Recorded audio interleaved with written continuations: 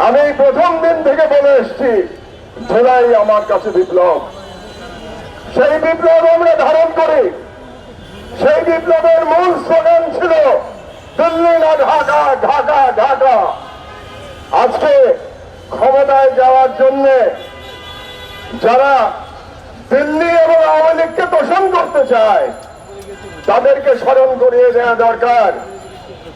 হাদি কিন্তু শুরু শেষ নয়, এরপরের বুলেট আপনাদের জন্য অপেক্ষা করছে।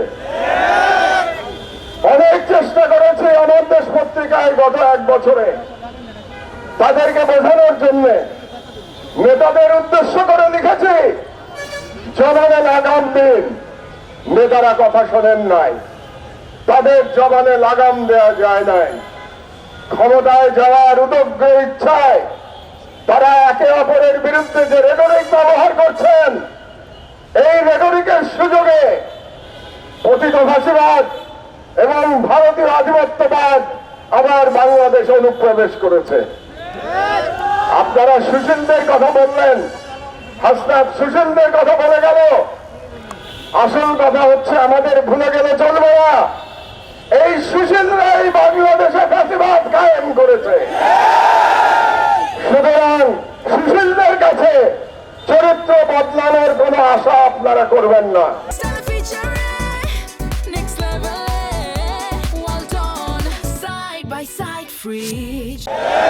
হাসনাতদের প্রজন্মের কে আমি বলতে চাই, এই সুশীলদের বিরুদ্ধে লড়াই করে হাদি যে কালচারাল ফ্যাসিজমের বিরুদ্ধে লড়াই শুরু করেছিল, সেই লড়াইকে আমাদের সফল করতে হবে ইনশাআল্লাহ।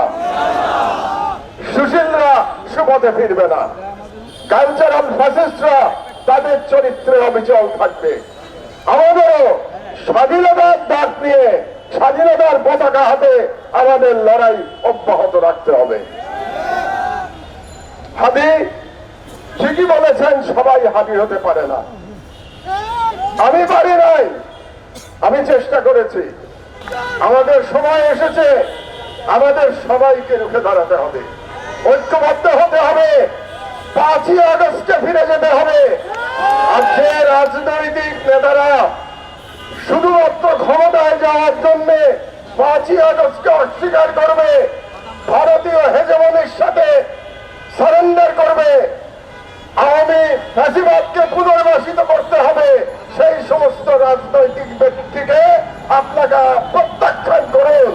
আজকে আমাদের সকলকে বলতে হবে, যে কোনো রাজনৈতিক ব্যক্তি যে সুশীলতা করবে, সুশীলের আচরণ করবে, সুশীলের আচরণের মধ্য দিয়ে বাংলাদেশে আবার ফ্যাসিবাদ কায়েম করতে চাইবে, সেই রাজনীতিকে, সেই রাজনীতি চিন্তাকে আমরা বাংলাদেশের সাধারণ জনগণ আমরা প্রত্যাখ্যান করি।